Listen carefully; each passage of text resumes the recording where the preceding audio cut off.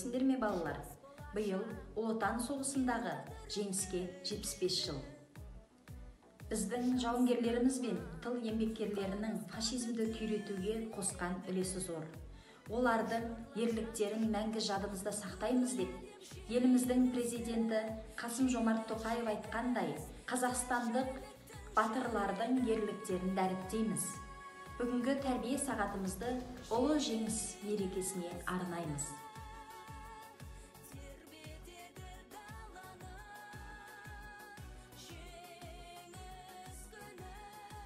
Менің нағашы бабам да соғысқа қатысқан. Ол туралы нағашы апам айтып берсін. Саламатсыңдар ма балалар? Мен Алтынбек баламның нағашы апасымын.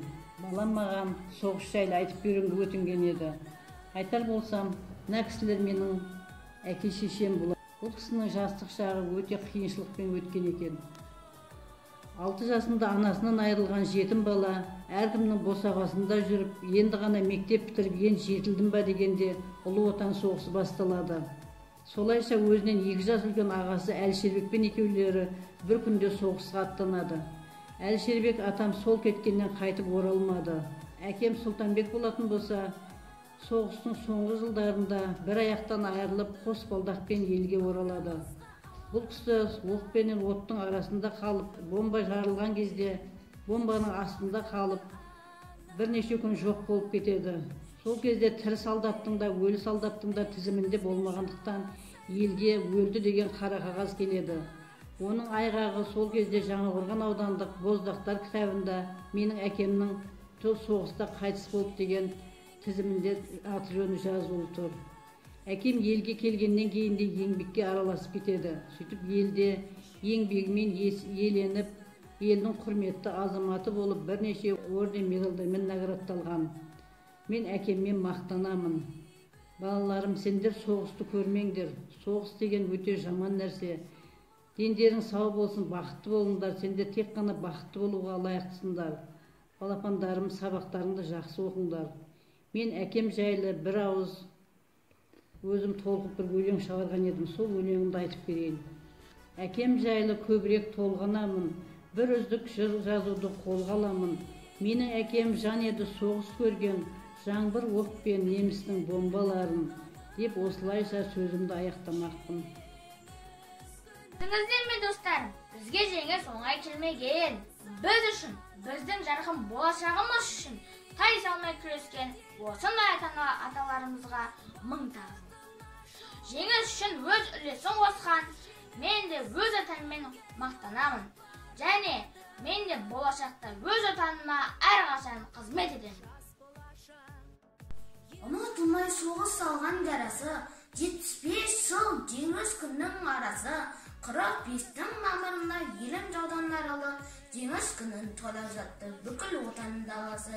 Елігіне теңе жетпес, елін жаудан қорғаған, ұрпағына аманатқа елін жерін жолдаған, бақытысымен қорғайықшы кейінгі біз жас ұрпақ, әрдайымда тыныш болсын кең далам.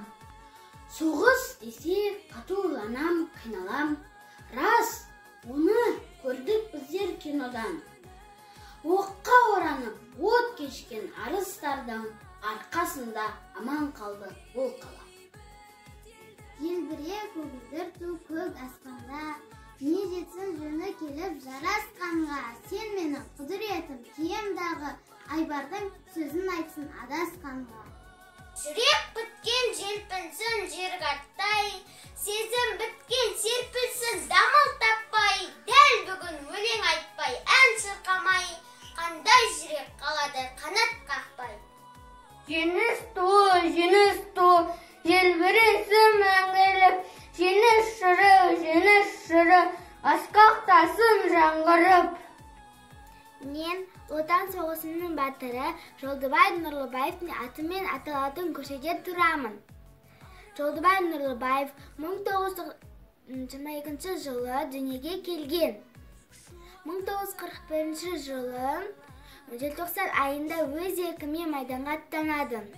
Жолдыбай Нұрлыбаев соғыста батарея командиріне дейін көтеріліп, капитан шенін алады. 1945 жылы Лукац Крейс қаласы үшін болған шайқаста қаза тауып кеңес одағының батыры атағына ие болады.